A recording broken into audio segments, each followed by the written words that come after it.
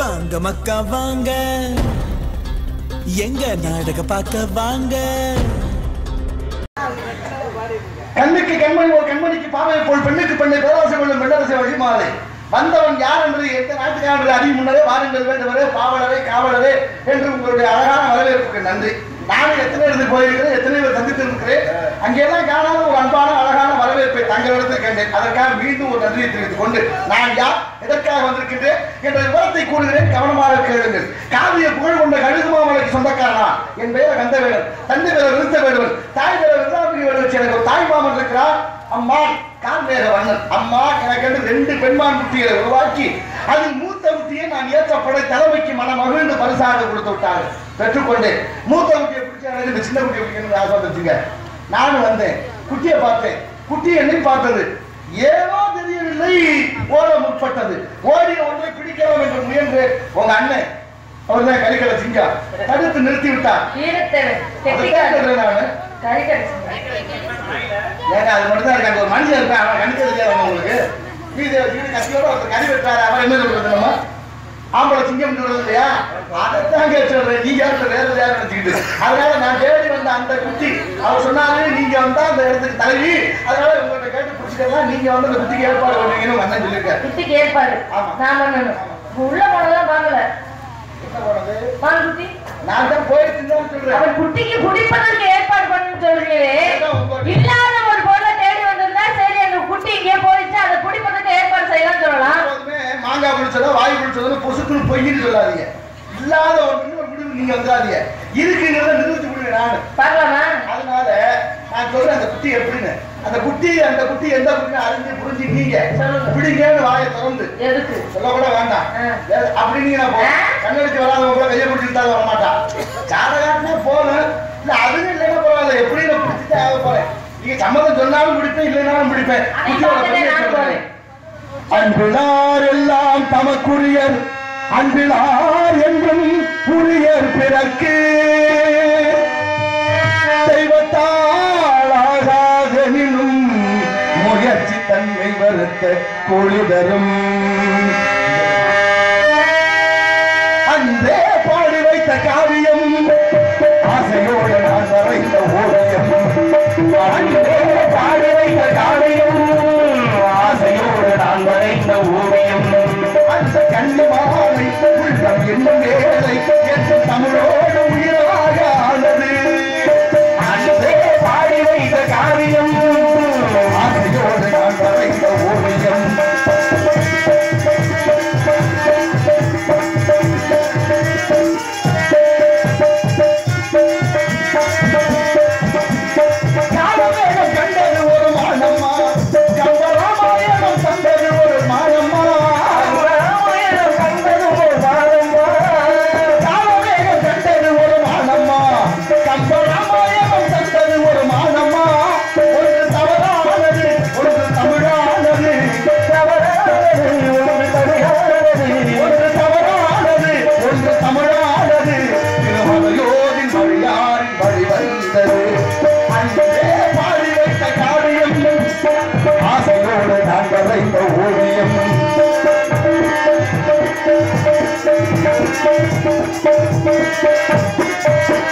கங்கை கொண்ட சங்கரனை பாரம்மா, அவன் கைபிடித்த வாழை தந்ததாரம்மா, கைபிடித்த வாழை தந்ததாரம்மா. கங்கை கொண்ட சங்கரனை பாரம்மா, அவன் கைபிடித்த வாழை தந்ததாரம்மா. வரம் சேரவே பொண்ணு விளையாடவே, பூமி வரம் சேரவே பொண்ணு விளையாடவே, பூமி வரம் சேரவே பொண்ணு விளையாடவே. ஓடும் வரையாரின் வழி வந்தது. அன்பே பாடி வைத்த காவியம் காவியம்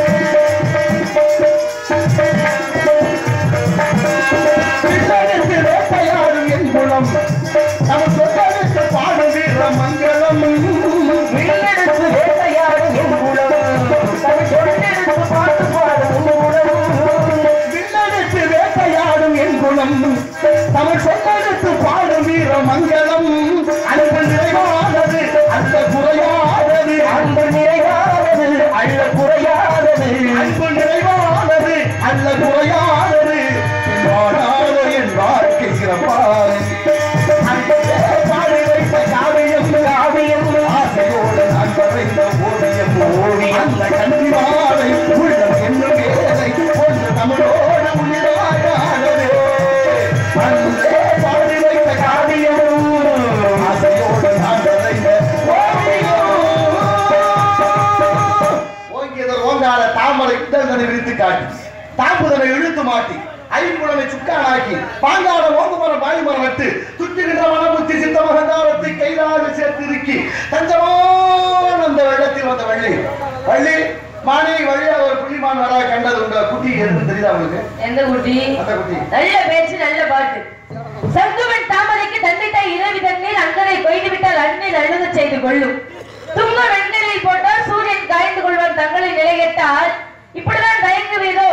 யார் யார் எந்த இடத்துல இருக்கணுமோ அவங்களுக்கு அங்க இருந்தாலும் மதிப்பு. தங்களை நிலைகெட்டு ஒரு இடத்தில் மாறி அமைந்தாலும் அவர்களுக்கு இழுக்கே வந்து சேரும் சொல்லியிருக்காங்க. தாமரை அப்படம் சாதாரண மலர். அந்த மலர் அப்படம் என்ன பண்ணும்? தண்ணியும் தேவை சூரியனும் தேவை. தண்ணி தான் அதிக தேவை அப்படின்னு எடுத்துட்டு அந்த தாமரை மலர் தண்ணியில பிடிக்க போட்டாலும் அழுகிடும். சூரியன் தான் தேவைன்னு கரையில போட்டாலும் அப்பவும் கருகிடும். அப்ப எதுவுமே சரிசமமா அதோட நிலைக்கேற்றவா இருக்கணும். கழுகு மாமனுக்கு சொந்தக்காரர் மான்குட்டியை பார்த்திருக்கீங்க. தன்னுடைய தாய் மாமன் குட்டி 2 குட்டியில ஒரு குட்டி உங்க கைவசம் இருக்குன்னு சொல்றீங்க. ஒரு குட்டி இருந்தா போதுமே, இன்னொரு குட்டி எதுக்கு தேடி ஒரு போனா போயிட்டு போதும். வேற குட்டி பேசல, நீங்க பேசி முடிக்கணும். அதுக்கப்புறம் நீங்க பேசுங்க. நீங்களே பேசுனீங்கல்ல, வாயை மூடி நிக்கணும். இவ்வளவு நேரத்துல பேசிட்டு போறீங்க. என்ன வாயால வேற என்னமா வடவழன்னு பேசினா வாய்க்கு வருஷம் ஒண்ணு உடம்புக்கு கேடுங்கிறாங்க. பெண்களுக்கு தான் வடவழன்னு பேசினா வாய்க்கு கேடு, அது ஆண்களுக்கு. அது பெண்களுக்கு வேணா புள்ள வச்சது பெண்கள். வாய்க்கு கேடு வடவழ பேசுறது ஆண்களுக்கு தானே. நிறைய பேர் பேசி சரித்திரம் பண்றாங்க. சரித்திரமா பேசலாம், சரித்திரமா பேசக்கூடாது. புரியுங்களா? காலங்காத்தால வந்து மான்குட்டி வந்துச்சுமான்னு சொன்னா அதுக்கேற்ற வரவேற்பு கொடுத்தேன். இல்லைங்க மாடு வரல, நீங்க வேற இடத்துல நாடி போகணும். ஒரு பொம்பளை பிள்ளை சொல்லுச்சே நம்ம மாடு வேற இடத்துல போய் தேடி பார்க்கணும் போகணும். இல்லையா எங்க அண்ணன் தான் போய் தேடி பார்க்கணும், மாடு இல்லைன்னு சொல்றாங்க. ஒரு நம்பிக்கை இருக்கணும். ஒண்ணு நம்பிக்கை வாழ்க்கையில இருக்கணும். ரெண்டுக்குமே சம்மந்தம் இல்லாத வந்துச்சு குடிப்பேன், நீ சொன்னாலும் குடிப்பேன், சம்மந்தம் சொல்லாலும் குடிச்சிட்டு போயிட்டா இது என்ன பேச்சு? உங்களுக்கு தகுந்தவாறு பேச்சா? பார்க்க வீரமான போல் தோணுது. ஆனா இருக்கிற ஜங்கல் ஒண்ணு இல்லையா இருக்குது. இல்ல விவேகத்தை சொன்னேன் நான். ஒரு விவேகம் எட்டு தப்பா நினைச்சா விவேகங்க பேசி பாருங்க. நல்லத பேசுறீங்க. உங்கள்ட்ட பேச முடியாது யாராவது சொல்ல முடியுமா? பேசி பாருங்க. அத தமிழை பேசி பார்க்க வேண்டும், தங்கத்தை உரைச்சி பார்க்க வேண்டும் சொல்லிருக்காங்க. அதெல்லாம் தங்கம் போல கொண்டு தமிழை பேசுற அளவுக்கு நல்லா படிச்சிருக்கீங்க. அதெல்லாம் தெரியும் நிறையவே. உங்களெல்லாம் சந்திக்கிறது வருஷத்துல ஒரு வாய்ப்பா கிடைக்கணும். நிறைய வாய்ப்புகள் கிடைச்சா நிறைய முன்னேறிக்கிட்டே போகலாம். ஆமாமா, நிறைய இப்ப சந்திக்கிற வாய்ப்பு எனக்கே வந்திருக்கு. நிறைய அழைப்புகளை சொல்லிக்கிட்டே இருக்கேன். யாரு கேட்ட உங்களுடைய நாம பார்த்தே எங்க பார்த்தாலும். ஆனா இந்த இடத்துல தகுந்தவா சொல்றேன், உங்க இன பெண்மணியா சொல்றேன், வேடுவர் இனத்தை சாப்பிட மரியாதையோட சொல்றேன். மான் வரல, அந்த குட்டி வரல, நீ வேற எங்கேயா தேடி பார்க்கலாம். இல்லையா எனக்கு இந்த குட்டி போனா போயிட்டு போது வேற குட்டியை புடிச்சு தரமா கூட என் நாட்டு மக்கள் எல்லாம் சேர்ந்து உங்களுக்கு குட்டியை கூட புடிச்சு தரோம். நீங்க அதை கூட வாங்கிட்டு போங்க. பேசலாமா? ஏங்க ஏங்க பக்கத்துல இல்லைங்க, நான் உங்களை கேட்டு தான் பேசுவேன். எனக்கு எப்போதுமே பக்கத்துல வாடகை இருந்தா தான் நல்லா இருக்கு. ஏற்கனவே உள்ள வாடகை தாங்க முடியல, வந்தது காலகட்டத்துல வாடகை வந்தா. ஆமாங்க, நீ நல்லா வணக்கம். ஆமா, சிவபெருமான் எம்பெருமான் இறையனார் கையெழுத்து போட்டார்ல, இயற்கையிலே கூந்தலிலே மனம் கிடையாது. ஒரு கதை சொல்லி வந்து ஒரு கவியை சொல்லி கவிக்கிட்டே கவி சொல்லி கவிக்கு வழக்கத்தையும் சொல்லி ரொம்ப கவி சொல்ல முடியும். அப்பதானே இன்னொரு கவி இருந்து பழக்கம். என்ன அர்த்தம் பாருங்க. சூரியன் தகப்பனார், தண்ணீர் தாய். தாய்கிட்டையும் இந்த தாமரை என்ன சரியா இருந்தா தான் வளர முடியும். அதே தாமரை கரைக்கு வந்தா தகப்பனுடைய வெப்பம் பட்டு செத்து போயிருது. எல்லாருக்கிட்டையும் சரியா இருக்கணும்னு ஒரு கவியை சொன்னீங்க. அதைத்தான் வள்ளுவர் சொல்ற, அணுகாது அகலாது தீக்காய்வான் போல இகழ்ந்து சேர்ந்து குளிர் வரும். நெருப்பை மூட்டிடுவோம், நெருப்பு மூடி குளிர் ஆயிடும். கிட்ட போனா சுடும், தள்ளி போனா குளிரும். அப்ப எந்த அளவுக்கு எந்த அளவுக்கு இருக்கணுமோ நாட்டுல ஏற்றத்தாழ்வு நிறைய இருக்கு, பாகுபாடு நிறைய இருக்கு. இடஒதுக்கீடு யாருக்கு கொடுக்கணும் இல்லாம கொடுத்துட்டு இருக்காங்க நாட்டுல. நீங்க தலைவியா தான் இருக்கீங்க.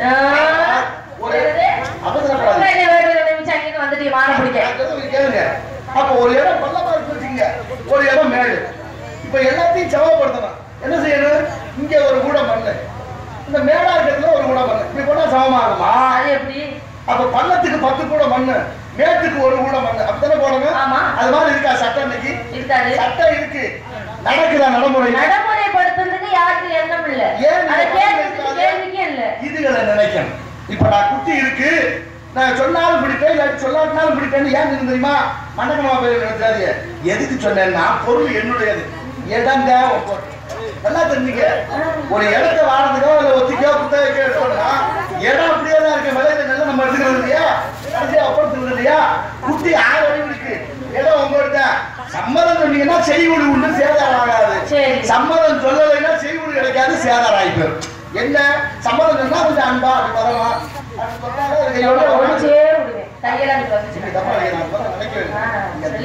அடக்கமா நிக்கிறீங்க, அது தெரியுதுங்க. அப்படி சம்மதம் சொல்லலைன்னா மயில மயிலா இறகு போடுமா, காலை வச்சு அப்புறம் புடுங்க வேண்டிய. அதுதான் புடுங்க. இங்க எங்க கிட்ட ஒண்ணு நீங்க புடுங்கிறதுக்கு வேணாம். உதாரணமா அப்புறம் பேசுங்க. இடம் ஏன் இடம், பொருள் உங்க பொருள் சொன்னீங்க. அதாவது ஒரு ஊசி இருக்கு, ஊசிக்கு நூல் நுழையணும்னா எது இடம் கொடுக்கணும்? ஊசி இடம் கொடுக்கணும். அப்ப இடம் கொடுத்தாதானே நூலே நுழைய முடியும். இல்லைங்க, சும்மா நீங்களா பேசக்கூடாது, புரிஞ்சுங்களா? ஏன் இடத்துக்குள்ள உங்க பொருள் வந்தாலும் குடுக்கிற மனப்பக்குவம் யாருக்கு இருக்கணும்? எனக்கு இருக்கணும். நான் இல்லைன்னு சொல்றேன், அப்ப மறுபடியும் வீட்டுக்கு என் பொருள் அங்கதான் இருக்குன்னு கொடுக்க முடியாது, என்ன பண்ணுவீங்க? அப்படி பேசு, வரலன்னு சொல்லாதீங்க, ஒருவேளை இல்லைன்னு சொல்லாதீங்க, தருத்துறான். ஆனா இருக்கு, ஏன் தர முடியாது? ஆமா, என் இடத்துல வந்துச்சு நீங்களே சொல்லப்பட்டு அப்ப நான் இருக்கு விதிவிலக்கா இருக்கு கொடுக்க முடியாது, என்ன பண்ணுவீங்க? இப்ப கொடுக்கணும்னா நீங்க என்ன சொல்றீங்க, நான் என்ன செய்யணும்? அதுக்காக வாங்க ஒரு போட்டி வைப்பா, அந்த போட்டியில ஜெயிச்சா எப்படி நீங்க போட்டியிலே கிளம்பிடுவீங்க? ஏற்கனவே போட்டியில போனேன், இங்க ஒண்ணு கொடுத்தாங்கன்ற மாதிரி இப்போ என்ன போட்டிக்கு வரீங்களா? என்ன, நான் ஏற்கனவே போட்டியில ஜெயிச்சதுனால ஒரு பரிசு. ஆமா, அந்த குட்டி இருக்காது. இப்ப ஒரு போட்டியை வச்சு நான் ஜெயிச்சேன்னா அந்த குட்டியை கொடுத்தோம், நீங்க வந்துடணும். எல்லாத்துக்கு ஆமா, பரிசு வைக்கிறது எல்லாரும் வந்தீங்க. போட்டி வச்சா அதுல ஜெயிச்ச குட்டியை மட்டும் தூக்கிட்டு போய் என்னையும் இருக்க கூப்பிடுற பெரிய அத்தை பையன் மாமா பையன் வீட்டுக்கு வர மாட்டேன் இருக்காரு. வர முடியாது, வர முடியாது, ஆனா கொடுக்க முடியாது. இங்க வாங்கல, உள்ள இல்ல, நல்லா பாத்தீங்களா?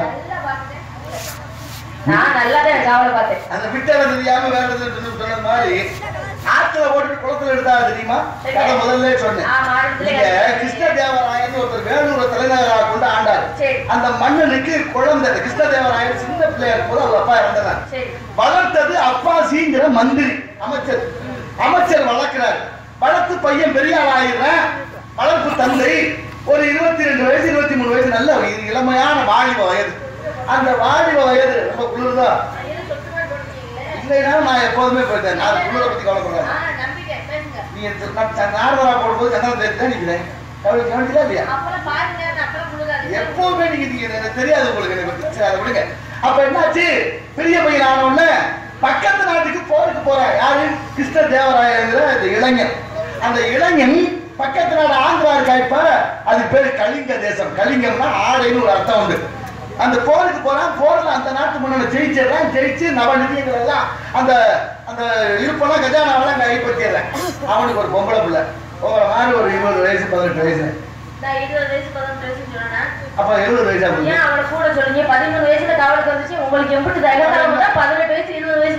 மனசுதானே நம்ம சொல்லிக்கிறதானே. சொல்லி என்ன காலம் தீர்மானம் பண்ணி நம்ம பண்ண முடியாது, காலம் தான் எல்லாத்தையும் தீர்மானிக்குது. சரி, இருக்கிற 18 வயசு பாருங்க, ஒரு இளமையான பொண்ணு அந்த மன்னனுக்கு மகள். அந்த சொத்து பத்தெல்லாம் கைப்பற்றிக்கிட்டு அந்த மகளையும் கையோட கூட்டிட்டு வந்துடுறாங்க வீட்டுக்கு. இந்த இல்லத்துக்கு வந்தோன்னா அப்பா மந்திரி, மந்திரி இல்ல அப்பா ஜி பேர், ஜி போட்டு தானே கூப்பிடுவாங்க அந்த காலத்துல. இந்த வடக்கு இருக்கவங்களுக்கும் ஜி கூட, காந்தி ஜி, நேரு ஜி, வாங்க ஜி அப்படின்னு. அது எவ்வளவு விபரீதம் வந்துருக்கு, அது ஒரு கணக்கு இருக்காது ஓட்டம். இப்ப பாருங்க, வந்தோடனே அவர் சொல்றாரு, ரொம்ப சந்தோஷம், வாழ்த்துக்கள், கிரிக்கெட்டுப்பா அப்படின்னா. பொம்பளை பிள்ளை கூட வீட்டுல வச்சுட்டா பஞ்சு பக்கத்துல நல்லா இருக்குமா?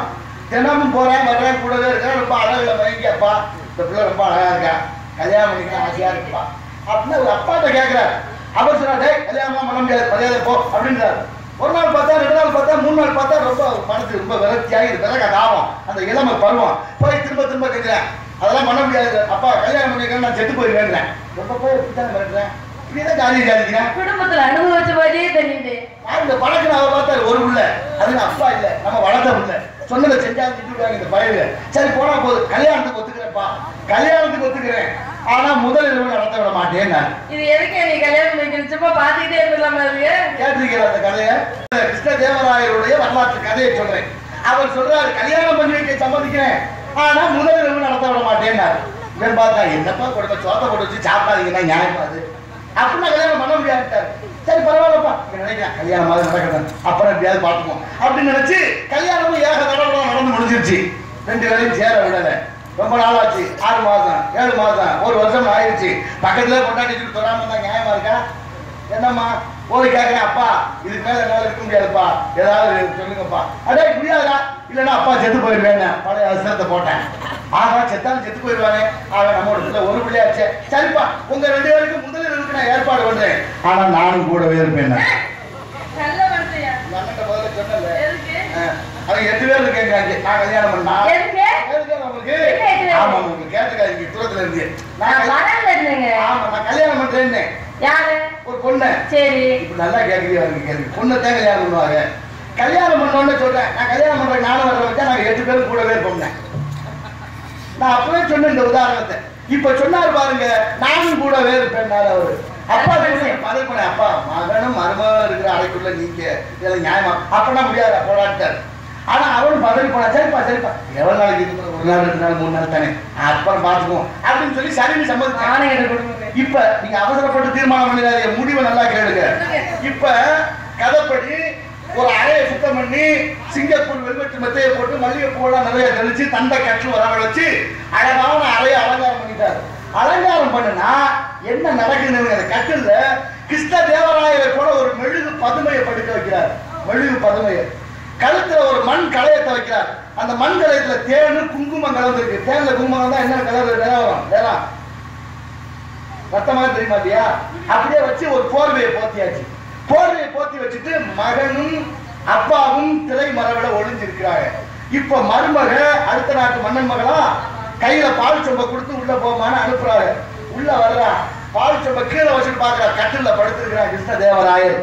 பாக்குறா, இவன் இந்த கலைவன் தானே நம்ம அப்பாவை கொண்டவன், நம்ம நாட்டை அழிச்சவன், நம்மளை தீர்த்து வந்தானே. இந்த கல்வனோடு நான் குடும்பம் நடத்துவதா விடமாட்டேன்னு மனசிருந்த உறைவாளை எடுத்து கழுத்துல வச்சான். கழுத்துல ஏற்கனவே அப்பாஜிங்கிற மந்திரி மதியோகி இல்லையா, அறிவு நுட்பம் இல்லையா, கலையத்துல தேன் கலந்து வச்சாரா. இந்த வெட்டின வேகத்துல தேன் துளி அது எதிர்த்து வந்து உதட்டுல பட்டுது. என்னமோ உதட்டுல விழுந்துச்சு அப்படின்னு நக்கிறாரு. அவ இனிக்குது. இப்ப மாறுது மனசு பாருங்க. சில பேர் அப்படித்தான் போட்டு போகல நினைக்கிட்டே போவான். அங்க போனோன்னு எதையாவது பார்த்துட்டு ஆத்தாடி செய்ய வேண்டிய தப்பா பாத்தியா அப்படின்னு மாறுதாலே மனசு. இப்ப அவன் நினைக்கிறான், ஆகா இவன் ரத்தமே இவ்வளவு இருக்க, இவனுடைய தலை குணம் எவ்வளவு இனிப்பா இருக்கும், ஒரு நல்ல மனிதனை கொண்டுட்டோமே, இது கொடுமை இல்லையா அப்படின்னு அழுக ஆரம்பிச்சா. இப்ப வர்றாரு அந்த கதான யாரு அவர் மாமனார். அப்பாஜி மருமகளே என்னம்மா அங்க அங்க அப்படின்னு கேட்டா, அம்மா உங்க மாப்பிள்ளைய கொண்டுட்டா அந்த மாமா அப்படின்றான். அப்படியா இப்படி பதிலுக்கு அவசரப்பட்டி அவசர காலையை கெட்டு போயிருமா இல்லையா, ஆத்திர காலத்துக்கு புத்தி பட்டா இல்லையா, கொஞ்சம் பொறுமையா யோசிக்கிறது இல்லையா, அந்த காலம் செய்யலாமா? ஆகா நான் என்ன பண்ணுவேன் அவர் நடிக்கணும்ல. இப்ப நம்ம நீ நடிக்கிற மாதிரி அவர் நடிக்கிறார். நான் உண்மையை சொல்றேன். கதாபாத்திரம் வேற, நான் உண்மையத்தான் சொல்றேன். இப்ப பாருங்க அவர் சொன்னார், மாப்பிள்ள ஒண்ணு கவலைப்படாத, நம்ம ஊர்ல ஒரு பெரிய சித்தர் இருக்காரு, அந்த சித்தரை வர சொல்லி என் மகனை உயிர் எடுத்துருவோம் அப்படின்னு மருமகிட்ட சொல்றாரு. மருமகிட்ட சொல்லிட்டு அதே மாதிரி ஒருத்தரை வர சொல்லி உயிர் எடுக்கிற மாதிரி சொல்லி மகனை கொண்டு வந்து நிறுத்தியாச்சு. இப்ப கேட்கிறாரு மகன்கிட்ட, மகனே இந்த பெண்ணை கொண்டு வந்து இது வரைக்கும் 6-7 வருஷம் ஆச்சு, நீ வந்த உடனே கல்யாணம் பண்ணணும்னு சொன்னேன். நான் நீ வந்த உடனே கல்யாணம் பண்ணிட்டு ஒரு தடவை அன்னைக்கே போயிருக்கோம். இவ்வளவு தள்ளி போட்டதுக்கே அந்த பொம்பளை புள்ள அந்த கோபத்தை மாறல, அந்த வக்கல மனசுக்குள்ளே இருந்திருக்கு. அதுக்காகத்தான்டா நான் தள்ளி போட்டேன்னா. ஒரு விஷயத்த தள்ளி போடுறதுக்கு காரணம் இதுதான். ஒரு சண்டை வந்துடும், அந்த சண்டையில உடனே தீர்ப்பு சொல்லணும்னா தவறா போயிருது. ஒரு காலத்துல நீதி இல்லாம நீதியை தேடினாங்க, அப்புறம் நீதிபதியை காணாமல் தேடினாங்க. இப்ப நீதிமன்றமே ராத்திரில நடத்துறாங்க. என்ன அக்கப்போரு உங்களுக்கு எனக்கு நடக்குமா? தமிழ் தலைவீடா போயிருச்சு. தமிழர்களுக்கு மதிப்பு இல்ல, தமிழுக்கு மரியாதை இல்லை. 1947 சுதந்திரம் பெறும் பொழுது தமிழ் பாடிதான் சுதந்திரம் பெற்றார்கள். தெரியுமா அந்த வரலாறு? வேலியில் தோழி பங்கன் விடமுண்டாகின்றன் மிக நல்ல மீனை நிறவி ஆசரு நல்ல நல்ல இவை நல்ல நல்ல வானில் அடியார் அரசாழ்வது ஆணை நமதேன்னு ஞான சம்பந்தருடைய பாட்டு பாடி இருக்கு. ஒரு கணக்கே இருக்கு. திருவாவூருடைய ஆதீனம் அங்கிருந்து கட்டளை தம்பினாரி ஓதுவாரை அனுப்பி. ஓதுவார்னா யாரு? நீங்க இந்த சுக்காம்பரம் தசிவர்ணம் அந்த இல்ல. ஓதுவார்னா இந்த திருமலைகள் ஓதுவார்கள். மூவர் தேவாரம், பன்னீர் திருமுறை, அது மாதிரி இருக்குங்க. குட்டியோட பெருமை வேணா இன்னமும் சொல்றேன், நல்லா தெரிஞ்சுக்க. அது 6 அறிவு இருக்கு. இந்த குட்டி அவ்வளவு நுட்பமானது. 4 குட்டி வருதுங்க. குட்டி ஆயிடுமா? அதுவே குட்டி தானே. ஆமா. அது குட்டியே 4 குட்டி போடுமா? குட்டியே குட்டி ஓடுதுன்னா அது பெரிய ஆளா இருந்தா அப்படி நினைச்சு பாருங்க. இது ரொம்ப அவசியம் பண்ண நினைச்சு வேற பாக்குறதுக்கு. எப்ப நம்ம சொல்லுங்க. நாளைக்கு நம்ம என்ன செய்ய போறோம்? என்ன? பொழுது முடிஞ்ச உடனே இந்த மாதிரி போகணும், வரணும், இந்த வேலை பார்க்கணும், இந்த நேரம் பார்க்கணும். எங்க வாசியார் ரெண்டு பார்த்துட்டு இருக்காரு. அவர்கிட்ட என் பையன் படிச்சுட்டு இருக்கேன். சரி. திரும்ப அவருக்கு உண்மையிலே அவர் ஆசிரியர் அறந்தாங்கில மீனாட்சி நாச்சியா அந்த பள்ளியிலே அவர் ஆசிரியர் குழந்தை. நான் 10 வருடம் பார்த்தேன், இப்பதான் அது நிற்கிறேன். அப்ப எனக்கு கற்பனை மாணவனை உருவாக்குற தகுதி அவர் தான். எழுத்தறிவித்தவன் இறைவனாக மாதா பிதா குரு எழுதினார். நீங்க சொன்ன மாதிரிங்க அரசர் மகனும் அமைச்சரோட மகனும் யாரு புரியுங்களா? அரசரோட மகனும் அமைச்சரோட மகனும் நெருங்கிய நண்பர்கள். மகனும் அமைச்சருடைய மகனும். ஆமா மகனும் ரெண்டு ஆம்பளைங்க. ஆமா 2 பேரும் நெருங்கிய நண்பர்கள். அதே சட்டமே போட்டாச்சு. அப்ப தெரியுதுல, அப்ப மறுபடியும் இங்க இருந்து பேசுறீங்க. சொன்னது மட்டும்தான் ஞாபகம் இல்லை. திருப்பி மறுப்பு சட்டம் போட்டா அது காப்பிலே வாங்குறது கிடையாது. அது கேட்கலே கிடையாது. அதுக்கப்புறம் போற போக்குல சொன்னாங்க உட்காந்து ஆளாமத்தான் சொன்னாங்க. என்ன அர்த்தம் தெரியுமா? என்ன? நான் நிறைய பேசுவேன் சங்கடப்படுறேன். ரொம்ப பேர் எனக்கு என்ன பயனா அந்த ஆளு போனா பேச விடாதுன்னு எழுதி கொடுத்தாங்க. ஆமா நான் எழுதிலாம் போட மாட்டேன். நீங்க என்ன பேசினா அதுக்கு தகுந்த மாதிரி நானும் பேசிட்டே வந்தேன். புரியுங்களா? எழுதி போட்டா நீங்களா நினைச்சே கூட எழுதி போட்டாரு. வாங்க இது வரைக்கும் சரித்திரத்துல யாரு கூட நடிக்க மாட்டேன்னு எழுதுனது கிடையாது. 28 வருஷம் ஆச்சு. சரி யாரையும் எழுதி போட்டதில்ல. 28 வருஷமா வேடுவதா நல்லா தான் நிக்கிறீங்க. ஆனா என்ன பாடு படிக்கிட்டா ஒத்தட்ட வேடுவதா உங்களுக்கே நினைப்பு வந்துடும். இருக்கு போராட்ட குட்டியை கொடுத்துருவோம். ஆமா நினைப்பு வருது. நல்லா வச்சு சரி வந்து உண்மைக்கு மாடா அந்த கதை அப்புறம் பேசுறேன். நீங்க என்ன பாட சொல்றீங்க? என்ன உள்ள இல்ல என்ன நிச்சய செய்ய வேண்டிய இருக்காருங்க பான்குட்டி இல்ல அப்படிதான் சொல்லுவேன். 10 மணி பாக்கலன்னு சொல்லுங்க நியாயம் கொடுக்க முடியாது. அப்படியே தேடி வந்த உண்மையில் வேணா வந்திருந்த இல்லையின் பேரா என்றைக்கும் நன்றானையா தலைவி நாட்டில் என்றைக்கும் உண்மை மொழி சொல்லேனை பார்த்து தேடி வந்த உண்மையில் வேணா வந்திருந்த இல்லையின் பேரா என்றைக்கும் நன்றானையா தலைவி நாட்டில் என்றைக்கும் உண்மை மொழி சொல்லேனை பார்த்து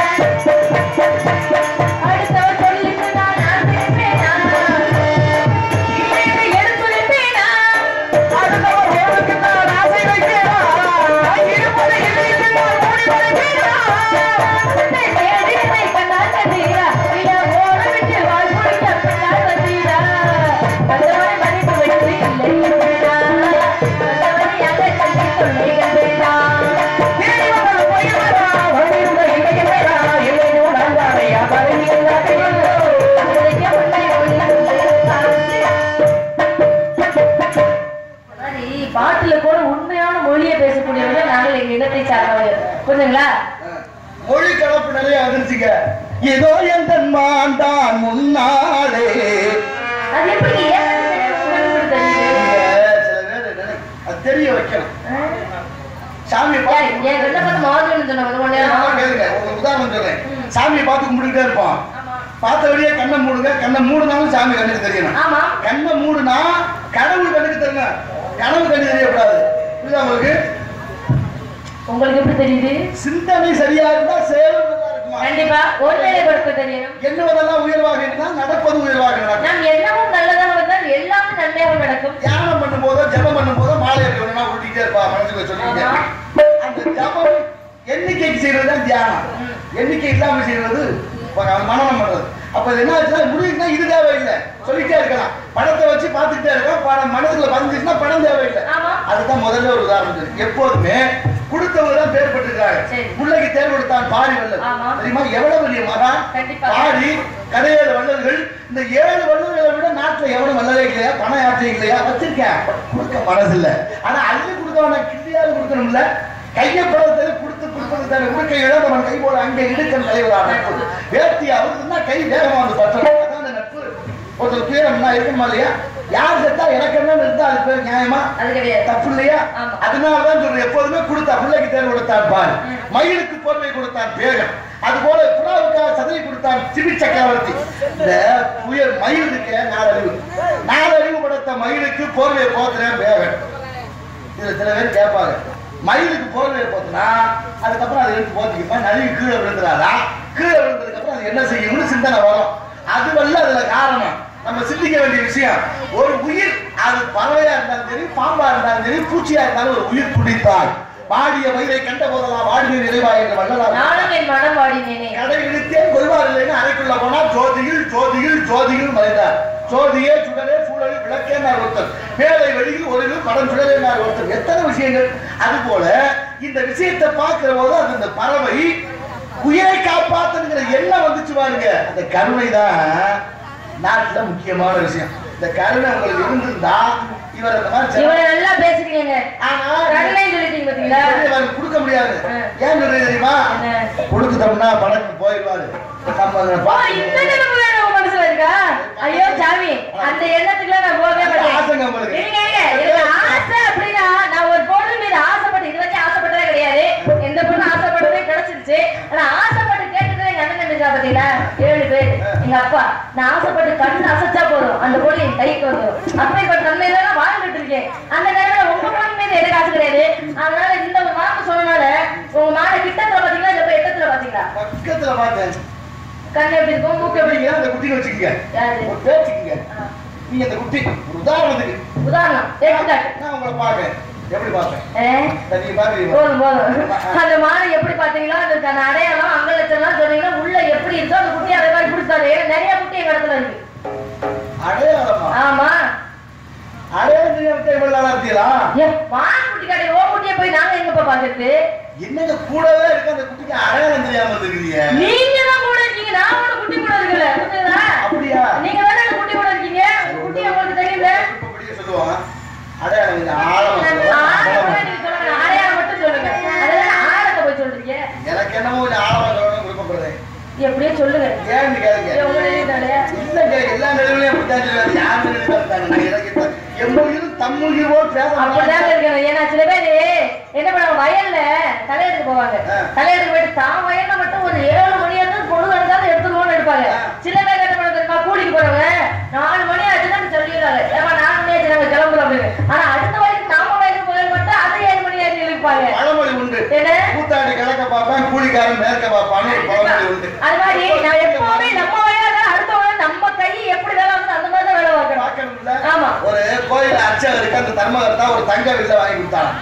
கோயில் அர்ச்சகருக்கு தங்க வில்லை கட்டி தங்க கட்டி அதை வில்லைன்னு பேரு. அவருக்கு என்ன தர்மமோ இல்லை, ஒரு நாள் அதை வச்சு சாப்பிட்டாரு. கொஞ்ச நாள் கழிச்சு அவர் வந்து கேட்கிறாரு, என்ன பூஜாரி தங்க வில்லை வாங்கி கொடுத்தல எங்கன்னு கேட்டாரா? அவரும் தங்க வில்லைன்னாரு. சந்தோஷம், நல்லா இருக்கு.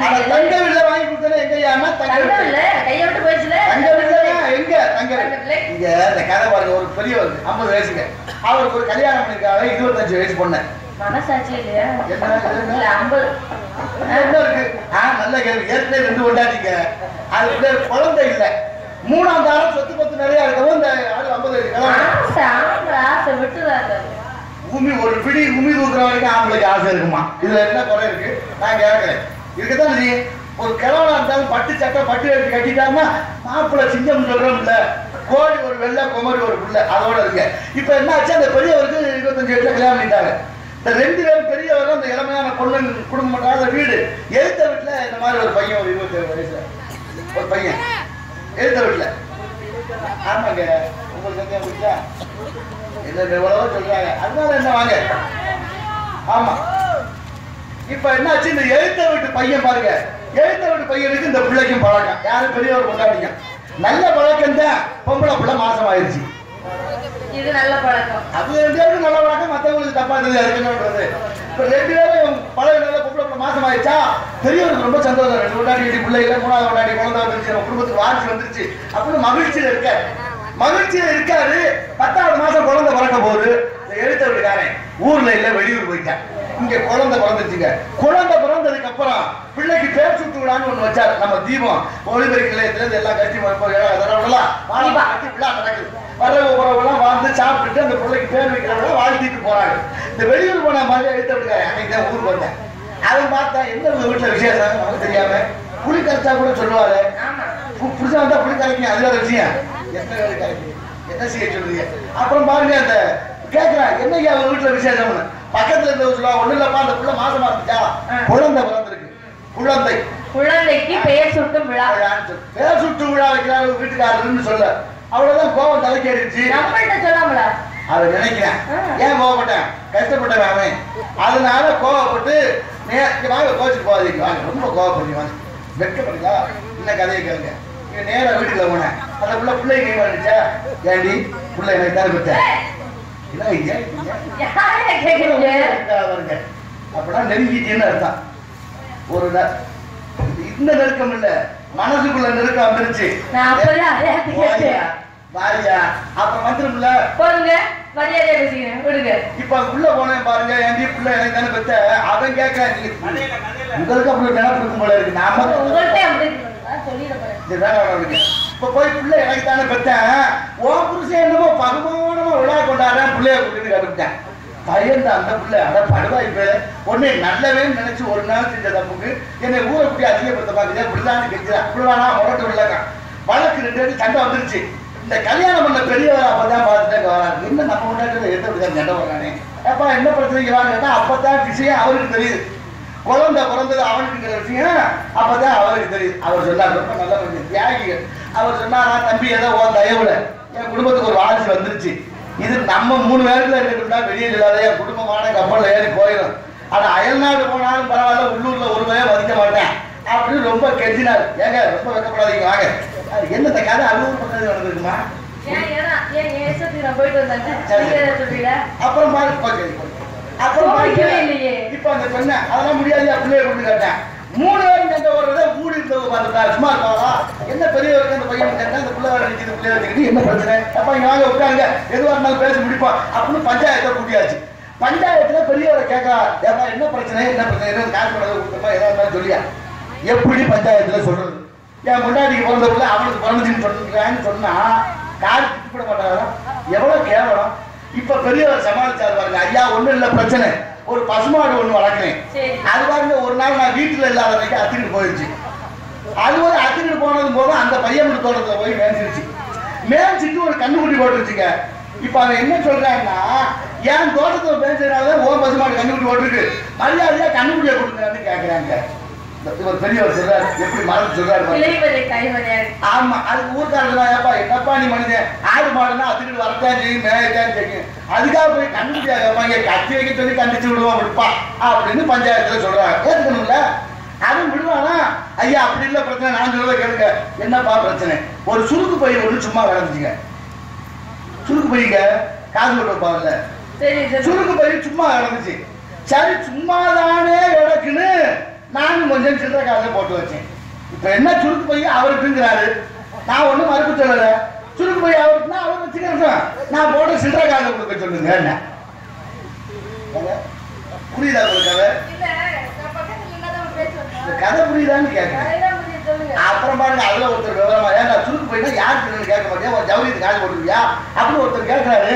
இப்ப கடன் சொல்லிட்டு, ஐயா எனக்கு தெரியாது, சுருக்கு போயிட்டா சுருக்கி இடுப்புல சொல்லி இருக்கணும், அது விரிஞ்சு இடந்துச்சு போட்டு கேட்டேன்.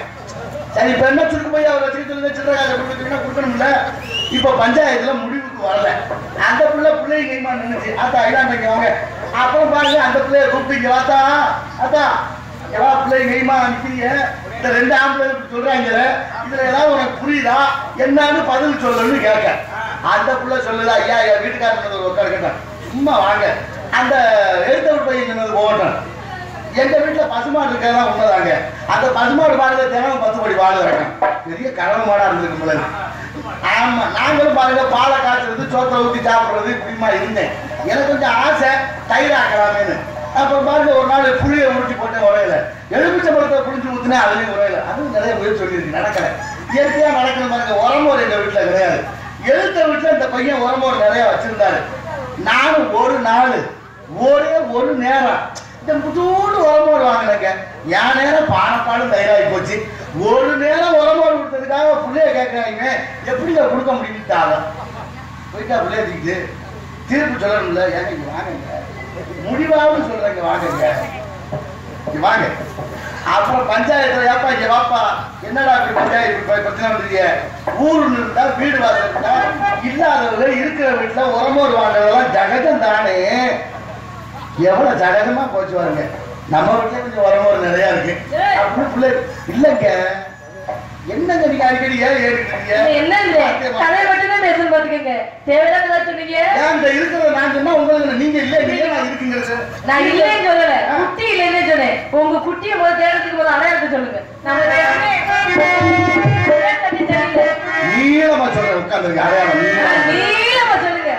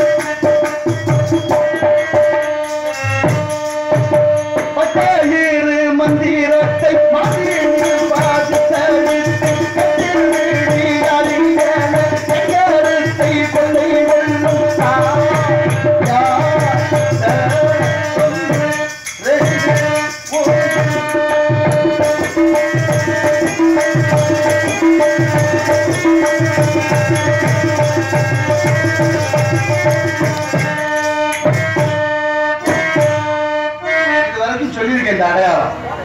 ஆனா எது பொருத்தம் இதுவரைக்கும் அமையல. இந்த குட்டிக்கு தாங்க அமைஞ்சிருக்கு இந்த அடையாளம். ரெண்டு ஞானம்ங்க, அபர ஞானம் பரஞானம்னு எது ஞானம். ஒண்ணு படிச்சு தெரிஞ்சுக்கிறது, ஒண்ணு உணர்ந்து தெரிஞ்சுக்கிறது. படிச்சது மட்டும் வேலைக்கு ஆகாது, அதை நடத்தி காட்டணுமா, அதை உணர்றது. அப்புறம் பாருங்க, அந்த ரெண்டு ஞானங்களையும் ரெண்டு மாறுகள் அப்படி தாங்கி இருக்குங்க. என்ன பாருங்க, அப்படி நிமிர்ந்து வருவாங்க. அப்படியே நிமிர்ந்து அப்படி வந்தா திட்டம் கொண்டு பூரித்து திட்டம் கொண்டு பூரித்து பட்டம் கொண்டு நின்று பகந்து திட்டம் கொண்ட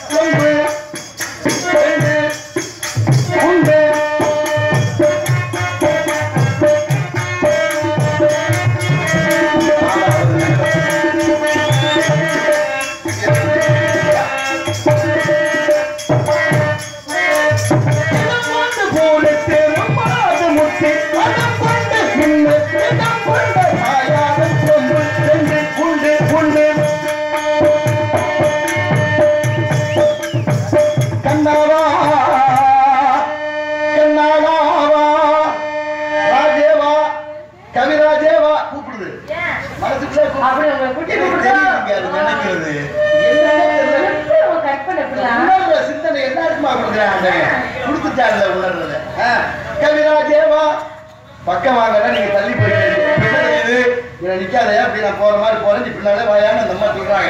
இதுதான் இல்லையா? இன்னும் தள்ளி போயிட்டு வைக்க வரல. இந்த வெப்பத்துல நின்று என் பக்கத்துல உங்களுக்கு புரியாது.